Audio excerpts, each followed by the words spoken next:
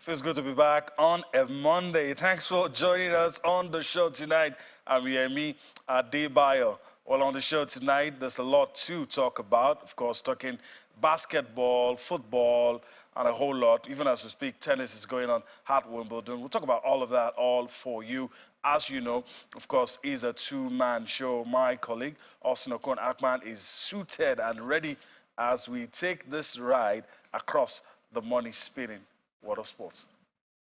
That's what it is. Sporty greetings to you, Yemi, and of course, everyone joining us from different parts of the world. It's still an action-packed world of sports. And let me join you to also say it feels good to be back on a Monday talking sports. You know, after everything has happened during the weekend, we come on Monday and then we dissect everything. Good to be on the show. Yes, Wimbledon still going on right here in the United Kingdom. I was so loving it. I hope we'll have a chance to talk about tennis tonight on the show. We're counting down to the FIFA Women's World Cup. I think about 9 more days to go, and the Super Falcons are still pumped up. I choose to disregard whatever is going on between the NFF and Coach Randy Waldrum. And of course, you mentioned basketball. You know the way I am when we talk about basketball as regards how it's being administered in Nigeria, Yemi. Yeah, I'm with you on that. All right, let's quickly introduce our partner in the Lagos studio. It's been a while, but we feel so happy to have him join us on the show tonight. The Deputy Editor of Sports and Life, Onyemuchi Nwachukwu, joins us now as we take this trip across the money-spinning world of sports. Greetings to you, Onyemuchi Nwachukwu. It's good to have you join us. Yeah, I mean, it's good to be on the program again. I mean, we have to drive like a Formula One driver to be here. To be here. The traffic was hectic, but I mean, thankfully we are here, and it's good. It's good to be on Sports Tonight once again. I think the last time I was here was early this year. Yeah, now we are here talking. I mean, doing the same thing we have been noted for over the years, and we hope that. I just saw the lineup, the Falcons, the Super 8. I think it's a well-loaded program. I just hope that the Falcons, like Austin said, could put aside all the distractions and do justice to their campaign at the World Cup. All right, we're hoping that would be the case. Well, let's start with basketball on the show tonight. Let's give to you results. The FIBA AFROCAN, we've talked about it, basketball tournament for players plying their trade domestically. And, of course, is 1 out of 2 for Nigeria. But let's probably just show you the results as I move over and look at what happened. Well, some will say no surprise because it's Angola. But in recent years, we've been having some good results against Angola. But wasn't our day today. After beating Mali, of course, game 2, we thought we were going to get something done in Group B. But it didn't turn out that way. Nigeria losing to Angola. Let me go to Onyemuchi Nwachukwu. I don't know if you've been following this. And you can be forgiven if you're not. But your impression of, I mean, 1 out of 2, defeated Mali, but against Angola, so close yet so far. Yeah, I think we should commend these basketball players. Yemi, you remember how they got to Cote d'Ivoire. I think they went by road, hurriedly assembled, a lot of issues with the federation. So you should expect this. Against Mali, yes, everybody tipped the national team to win. But Angola, when you look at what they are doing with basketball in domestic league, most of the top football clubs in Angola have basketball clubs, and they pump a lot of money. Proper sports clubs. Yeah, proper sports club, and they pump a lot of money. Some very good basketballers from outside Angola are also plying their trade. So it rubs off on the domestic, league in Angola. So beating us is not. I don't think the Tigers should feel bad. It also shows that we can do better if we organize ourselves properly. We'll have a very good league in Nigeria, proper structure, attract good sponsorship, and you can have players stay here like 3 or 4, 5 years. And that's the secret. If you look at Angola, perhaps their best players are in Angola because they earn well. There's an incentive to stay back and ply your trade. Before you go outside the shores of the country, you must have done very well in Angola. Domestically. So when we attend such international tournaments, I think the the administrator should be taking notes, asking their counterparts from other countries what they have been doing right. It's not only to win or lose, but you come back better, administratively. All right. Let me go to Austin.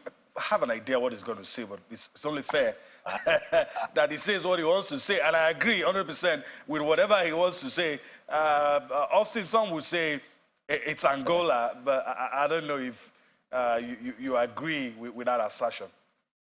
No, I won't say because it's Angola. I'll say that result is what we prepared to get.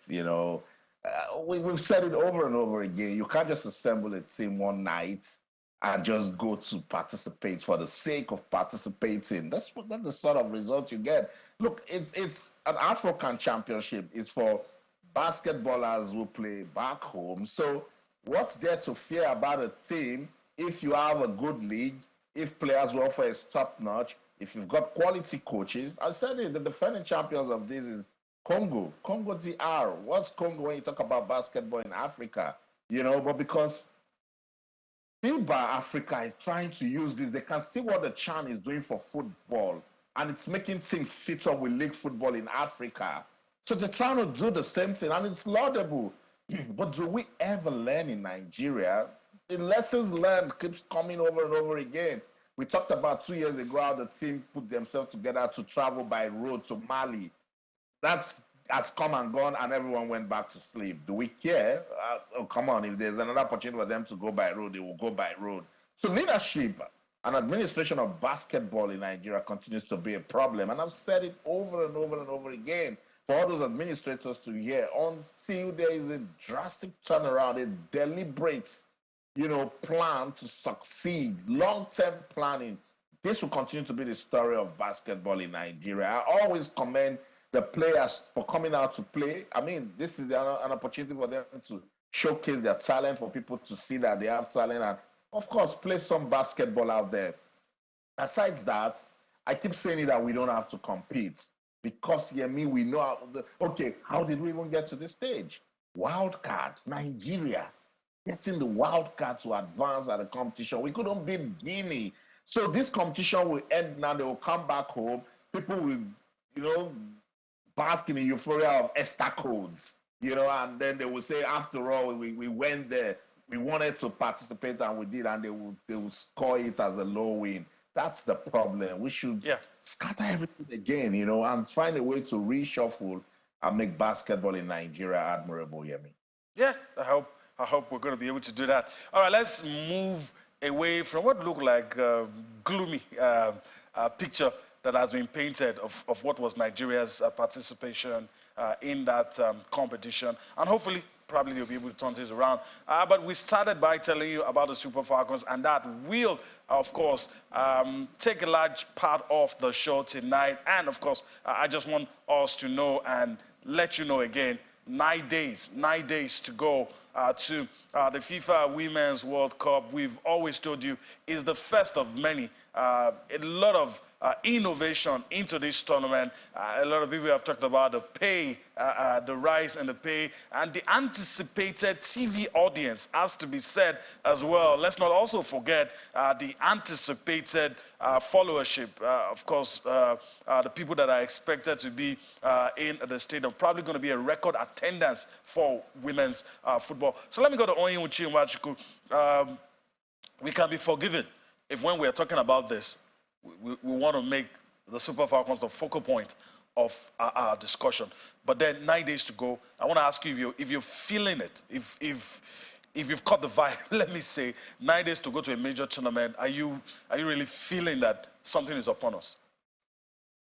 Well, it's comme ci, comme ça. Whether you like it or not, I think you can't compare the Women's World Cup with the Men's World Cup. Yeah. So if you are looking at it from that perspective, I think no. But you have to give it to what FIFA has done. You just mentioned about the estimated TV audience. They've been able to package the World Cup. They've been able to, give incentives. And part of what they have done is to ensure that all the money goes to the players. Each player is going to get over 30 million naira. They pay directly to the players. Mm-hmm. So the players know that they have so much, they are motivated, they have so much to play for. So for me, I think I'm catching the bug as far as Super Falcons are concerned and other teams. You know, I've been to Australia before, so I begin to imagine what it's going to be like. What it's going to be like. And, you know, the Commonwealth Games was held in the Gold Coast, and the Super Falcons are also training in Gold Coast. Almost every day, we are being inundated with videos, the excitement, the spirit from the camp. The spirit in camp. So I'm feeling the bug, and I just hope that it can translate into a better performance. You know, we have not gone beyond the quarterfinals in the past. I hope we can do it this time around. But the signals are not looking too good. All right. Signals. We'll talk about that signals because we can't ignore the signals. But first, of course, we've been doing our countdown. And, of course, on your screen, what you have on your screen, the teams in Group A, course, New Zealand, Norway, the Philippines making their debut, and Switzerland, the teams in Group A. So, I mean, I want to give the floor to Austin. And, well, same question, actually. If you're feeling it, 9 days, if you're feeling it like we're going to talk about the Super Falcons, of course, we have to. But first, a general an overview. 9 days to a major women's tournament. There's something feels different. Something feels different. It must be said. Something feels different. But are you feeling the vibe? Of course, yeah, man. I think I've been feeling the vibe since 100 days to go, you know, when FIFA launched, you know, the victory song, and then New Zealand and Australia went agog. And then from 100 days to go to when they announced that mind-blowing bonus money that participating teams will get, they found a way, one way or the other, to get us talking about this FIFA World Cup. And that's why you have no choice than to feel it. You know, events after events, from the unveiling of the ball to razzmatazz here and there to the different venues that will host it, to FIFA rolling out governance plans, you know, for the competition, telling people how to behave when you get to the match venue, carrying fans along and all of that. I love it so much, you know. And when we talk about the real competition itself, I cannot wait to see what this debut 32-team women's championship can give to us in terms of football. I know it will definitely be competitive, and there's so much records waiting to be broken. Can the United States of America go on to do the three-peat? Can Brazil win a maiden Women's World Cup? Yeah. And the Super Falcons go beyond the quarterfinal.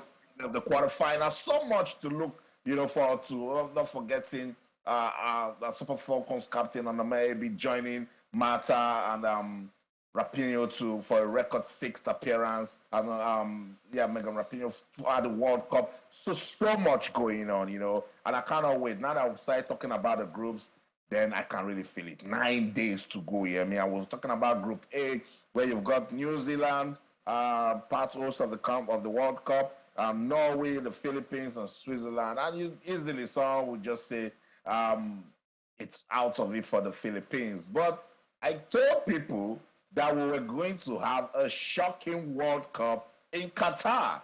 Qatar got us talking. Saudi Arabia defeated Argentina in an opening game, and then now we have the Women's World Cup, and I want to see more upsets, you know. So I'm not going to be quick to say it's going to happen for this team and not happen for that team, but I just want to see upsets, and, you know, I'll let the competition really get us talking, I mean. All right, we hope the competition get us talking. Let's talk about the debutants now. Philippines, like Austin said, I'm with him. We happen to be on the same page all through the show. Today it's easy to write off teams like the Philippines, and you're like, what are they doing here? You never can tell. Let's listen to their manager, who's, I mean, very optimistic of the chances of the ladies who are making their debut. And a lot of people are hoping that they're not going to, leave this tournament with a trailer load of goals. But, of course, we'll wait to see. Let's listen to the Philippines manager. Come back for more. Sports Tonight. We are going to go in there and do more than just participate. We're going in there to compete and give it everything we have, and to show that even though the Philippines, we may be underdogs, we definitely are the underdogs going into this tournament, that us, and along with, I think there's 8 in total new teams, new countries for the first time going into the World Cup, that we all deserve to be there. We all have deserved this chance for years now, and we definitely have to prove ourselves when we go. So that feels like a lot of pressure. Like, it's obviously a lot of privilege, but with privilege comes pressure and expectations and all those heavy sort of words. So slight pressure and heaviness on my shoulders, but I just remember why I'm doing it, why I'm here, and who it's all for, and that's for the Philippines. So it becomes a little easier that way, yeah. So huge that we could bring the Philippine flag and we can bring our country to such a global event as the World Cup, men and women's, but it feels really special to do it as a woman and to show that Filipino women we're beautiful, but we're also powerful, and we have what it takes to compete on the global stage. I never thought it would happen in my lifetime, just because how slow the progress was here, and to have it right in front of me and to have it in a few months, and that possibility of being there and joining that tournament, competing, is something I never imagined, but everything I dreamed of. So it means the world, because now you know that the Filipino people can do it, you know, even if we don't have everything, but we will make the most out of what we have. It was actually tagged as a rich man's sport, like for people that are rich and can afford field, shoes, and all of that. But in reality, you just need your feet and a ball. And that's why we have a lot of good football players in the provinces, because all they have are fields of grass, and they just buy a ball. Even if it's not a football, they just kick it around. They have more area for a football than a basketball. It's just a lack of opportunity in the sport itself, and that's why it's taken such a long time for it to develop, because not a lot of people know about it. Not a lot of people believe that we can take it to the world stages. All right, some of the players actually, you listen to Palacios there speaking about our expectations. All right, let me go to Onyu Chinwashuku. Let's resist the temptation to talk about the Falcons. We'll get there after the break. But Philippines, even the players know and admit that it's a tall order. Even qualifying itself is huge. Yeah, you could see that they are very relaxed. They are underdogs, and that's the benefit of being the underdogs. It makes you play without pressure, and you could spring surprises if you believe. And yeah, I've seen some teams regarded as minnows come to a tournament and do so well. Maybe they didn't do well in the first tournament, their debut tournament. They could use it as a springboard. I've seen Zambia. Well, when Namibia hosted the African Women's Cup of Nations in 2014, Zambia came, and they were regarded as the underdogs at that tournament. But remember what they did at the last African Women's Cup of Nations. So for Philippines, if they see this World Cup as a springboard, then it's going to benefit them a lot. They should not mind whatever result they get, whether they get, like you said, whether they get beaten, whether they pack trailer load of goals home. I think this is an opportunity for them, to begin like a renaissance for women's football in that country. These players, and their life will never be the same again. They are going to rub shoulders with the best at the global stage. So going forward for them, I don't whether win or lose, whether they do badly or not, this is a big achievement coming to the World Cup for the Philippines. All right. And like the player said, it means a lot for them back home. It does. It does. All right. Let me give the floor to Austin. Go to guide us as we go on a break. Philippines, you said you'd be cautious in saying that they are out of it, but it's hard not to see them going up with a trailer load of goals. I know, Yemi, but first let's celebrate the fact that they've qualified, and that's one of the gains of expanding the Women's World Cup, because they probably wouldn't have the chance, to qualify. They made it through the 2022 Asian Cup. In fact, before qualification, they were battered by Australia 4-0 and won via penalty against Chinese Taipei to make it. And you listen to that player saying that she didn't even believe it to happen in her lifetime. I think in sports, when we talk about the Philippines, it's probably Manny Pacquiao that brings them out.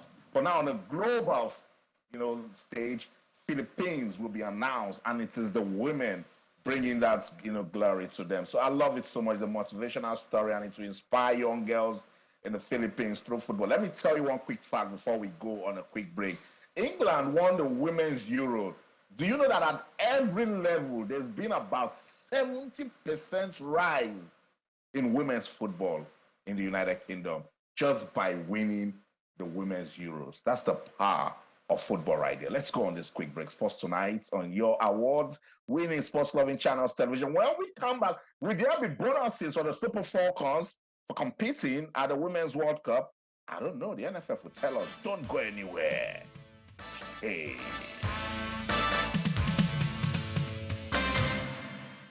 Welcome back, Sports Tonight on Channels Television. We're previewing the 2023 Women's World Cup that will take place in Australia and New Zealand. Yeah, I know which I couldn't wait to even start reviewing the competition. It's 9 days to go, and we're taking a look at Group A, and we said that the Philippines, though ranked 53rd in the world with the FIFA ranking, they are the lowest ranked team in that Group A. I think between New Zealand and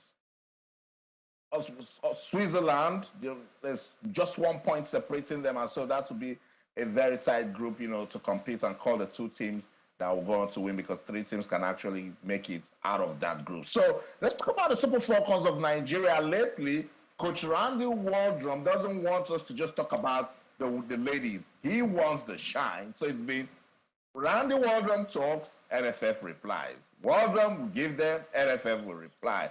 But there's been a burning issue that has not been trashed because of the back and forth going on between the NFF and Coach Randy Waldrum. Will there be bonuses for the Super Falcons aside what FIFA has promised to give each participating team? Remember, it was an issue for the Banyana of South Africa. They said, no, aside what FIFA is giving us, we want to know what SAFA will give to us. And that issue was resolved before they left South Africa. Will there be bonuses for the Super Falcons? Let's listen to NFF's Director of Communications, Ademola Olajire. The General Secretary, the President, they have taken time to explain to the players that these monies are not incentive. They have been taken out from what is due to the Federation. They have been taken out from from where we were supposed to pay you bonus and pay you 30%. So there is not going to be any bonus again, because if you put together your bonus, you had agreed on $3,000 per match. If you win your 3 matches, you will get $9,000. So if we now give you 30% of the monies coming to us from FIFA, there is perhaps it will not even be up to $20,000 per each player. So let's now put it together. Let's even say it is $21,000 per each player. That 30%. It now makes that same 30%, that same $30,000 that you are going to earn, from the money that FIFA is supposed to have given to the Federation. So it still comes down to the same thing. And look at it this way: if you get into the round of 16, you get $60,000. Which definitely you are unlikely to have gotten from the former template of match bonus plus 30% of what FIFA is giving to the Federation. I see. So that's NFF's Director of Communication, Ademola Olajire. I don't know if you really understood what Olajire was saying, but for me, what he's trying to tell the ladies, take your eyes off the money that FIFA will give to the NFF, try to make it to the round of 16, and you will smile double. Austin, is sometimes I feel so bad. With the benefit of hindsight, I think FIFA, in all its wisdom, came up with this strategy of paying the players directly based on some very sad development at the last World Cup in France, especially when our players refused to leave the camp in France at the World Cup. African countries have serious problems, and the solution to this problem is to sit down with the players. Immediately, FIFA announced certain amounts, very bogus bonus to these players. What they should have done is to anticipate the reaction of these players. Are you going to pay them bonuses? You have the captain, or no, maybe has been in this country for a while. They can call the captains, the senior players, discuss these issues. Iron it out. Get feedbacks from the players. The players will speak. The NFF will now react. you settle it. You are not going to get bonus. I understand what the federation is doing. Like Austin said, I think technically the federation is broke. That's why they are owing the coaches, owing Jose Pesero, owing Wildrum 14 months and cleared 7 months, I think about some months ago. So these are issues administratively that you should have sorted out before the World Cup. And now they are exchanging, altercations between the federation. It doesn't speak well of the country. How can the federation and the national team coach embark on a campaign of calumny at the global stage? You know, somebody should show some level of maturity, some level of responsibility. I know Austin wants to say a few things, but let me ask you, as a person who is vastly experienced, probably Danai and Austin, do you foresee, because I really don't want to say anything because everything happening is laughable, to be honest, but are we not setting ourselves up? I mean, some people will say, hey, a coach already has an excuse in the bag. He's probably waiting for anything to happen and go for another presser and open a can of worms. I don't know if he has more things to say.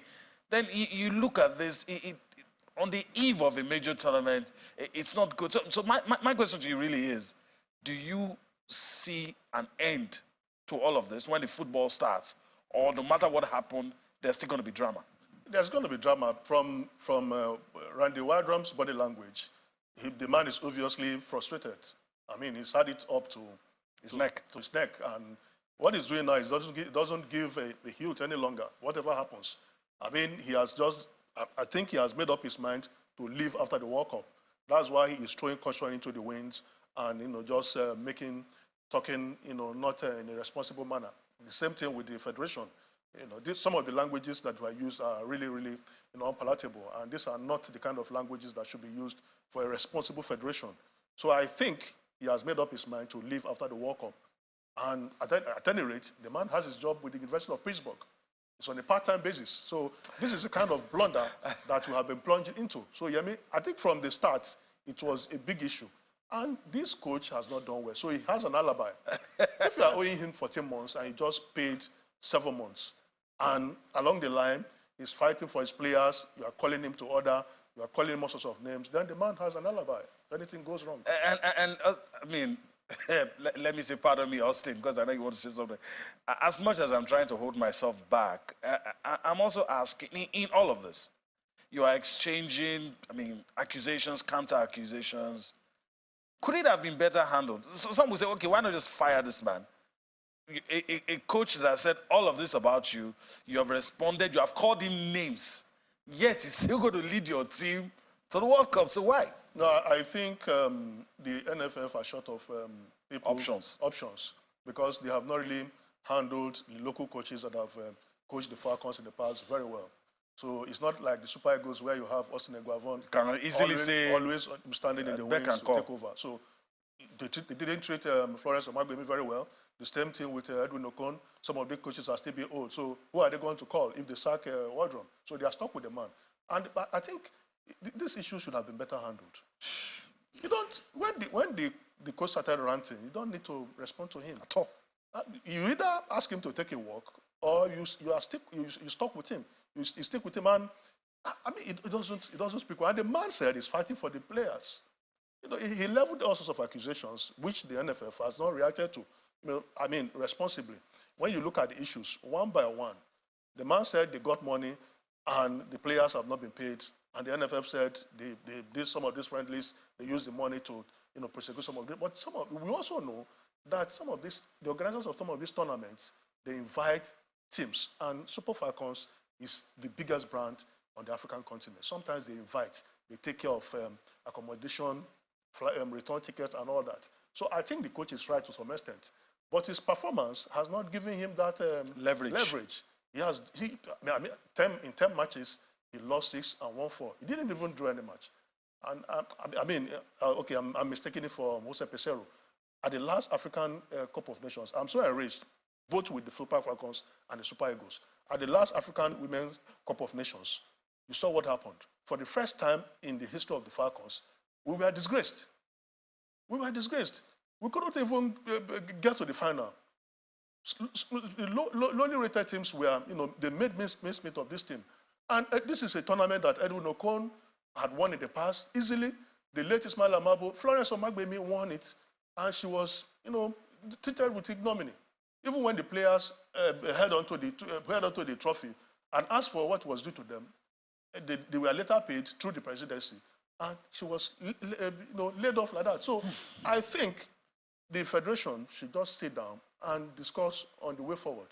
If you are going to employ a coach, give him everything he needs so that the coach will not have any reason to complain later. All right. That's, I don't know. Is it a mouthful or a handful? I don't know. But we have to move on. So I'll just let Austin carry on with it. I'm probably not going to say anything. And in any case, we don't have much time. So Austin, the floor is yours. I'll still give it back to you, so you can run through the Niger Super 8. But I just want to join you, Uchi, to say that the NFF didn't show leadership. And they were so irresponsible in the way they handled, Coach Randy Waldrum. Right after that disgraceful outing in Morocco, they would have just called this man, give him a tight hug, and said, thank you so much. National team football isn't for you. Go back to your college team. I have a journalist friend in Zambia. He said that the Zambian national team, the women's team, for beating the Super Falcons, has taken their women's football to another level. And if you check Zambia now, even at preparing for this World Cup, you can tell that they've sustained that momentum from Morocco. Coaching is involved. Administration is involved. I mean, we talked about the Safa issue with the Bayana. The next day, what we were getting out of South Africa, you won't even believe that there was a problem. That's leadership. That's what we lack from this NFF. They're not even talking. They wait till when the problem becomes, should I even say wahala, before they now start trying to say something. It's wrong, it's sad, but this is what it is, and I just hope that it's not going to affect the Super Falcons and their campaign at the World Cup. Let's just talk about the Super 8.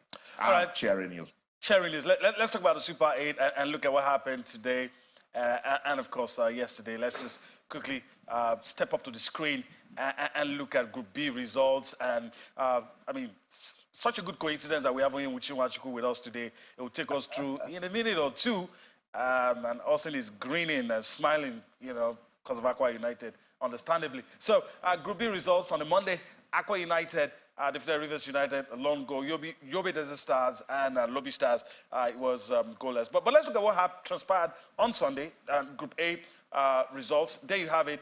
The Aba Elephants, Eimba, goalless draw with Sporting Lagos, and of course, 2 draws in that group, Remo Stars and Katsina United. Onyuchi, let me come to you. Unfortunately, we don't have much time, but you look at the results, the Super 8, your impression, and most importantly, yesterday and today's results, your thoughts.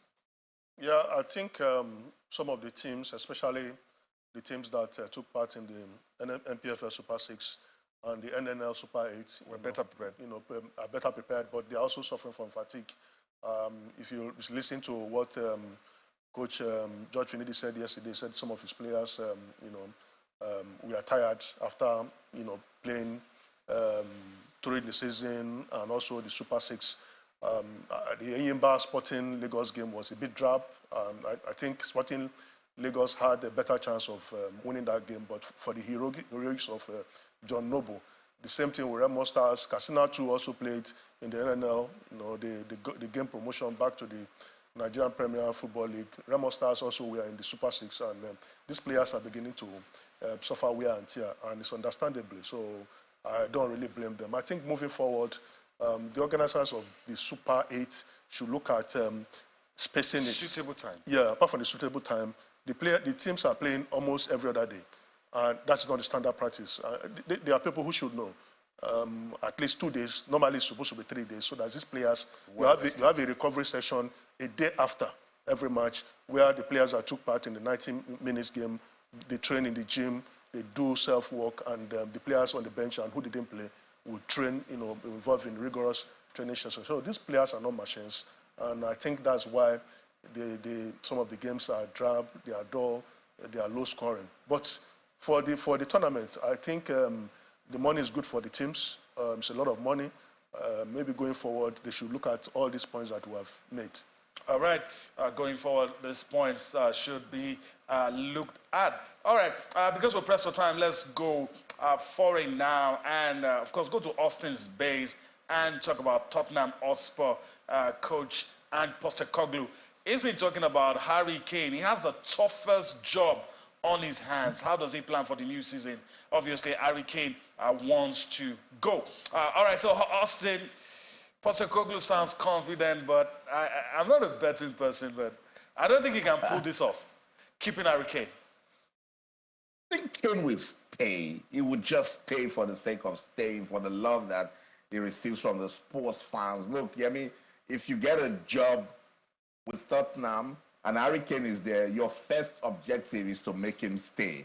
And Postecoglou has presented him with a vision of Spurs and how they can do this and do that. Remember, that was the same task they gave to Nuno Espirito. Nuno did a great job by ensuring that Harry Kane didn't leave at the time.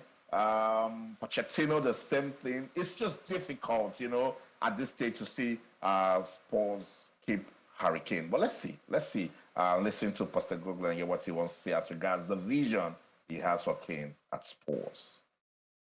So it's question 3, and it was Harry, was it? Okay, we're running a pool with the coaches. I think Mile Jedinak won, actually. I had over 6 because I thought you'd care more about me than Harry. But no, look, I think in terms of the squad, as I said, it's fair to say, I think the reason that I'm here is because, the club is seeking change, change in direction, change in, the way we do things, and that usually transpires in the change in personnel, squad and players and staff. And, within that context, my role right at this minute is to deal with what's in front of me, the certainties I have, knowing that there are going to be many uncertainties, and trying to tick off one by one, the path forward for us, and that is, what our squad's going to look like. May take a little while until the season starts before we have clarity on that, but within that, I can't wait for that moment to start working. We've started already. So that's it. Postecoglou has a big task ahead of him. Keep Harry Kane. Yemi, I don't know, but I think it's going to be very, very difficult. All right. I think it's only fair that allowing you to say something before he leaves. Harry Kane, Spurs. You told me off camera that Spurs do not align with his visions, but you should also know that Harry Kane is over 30, so I don't know. There's a conundrum there. Yeah, he wanted to leave last season. I think Daniel Levy, the president of the club, literally blackmailed him to stay. He wanted to go to Manchester City before they signed Haaland. And, it was the same scenario with Dmitry Berbatov, Luka Modric. At the point, they became bigger than the club. They became ambitious and they left. Luka Modric left for Real Madrid. Berbatov left for Manchester United. The same thing. But Levy somehow has been able to convince Harry Kane to stay. I mean, just yesterday, Bayern Munich submitted second bid for him, and they are looking desperately for a striker. And some top clubs in England also want him. So right. I think this is the right time for him to leave. All right. Thank you for your time on the show today. It was good having you. Yeah, always a pleasure. Hopefully we'll do this again some other time. Yeah. All right. Well, time flies when you're having fun. Austin, we gotta go. You and Owuchi didn't give me a chance to congratulate Aqua United. So Owuchi was saying so much about fatigue. We don't just care. Aqua United is in the semi-finals and might just go on to win the Niger Super 8 and get all that money. That's the show in London. I'm Austin Okonak, and in everything you do, remember, keep talking sports. Bye for now. All right, that's the show today. We do hope you enjoyed it. We're back again tomorrow. I'm Imad Bye-bye now.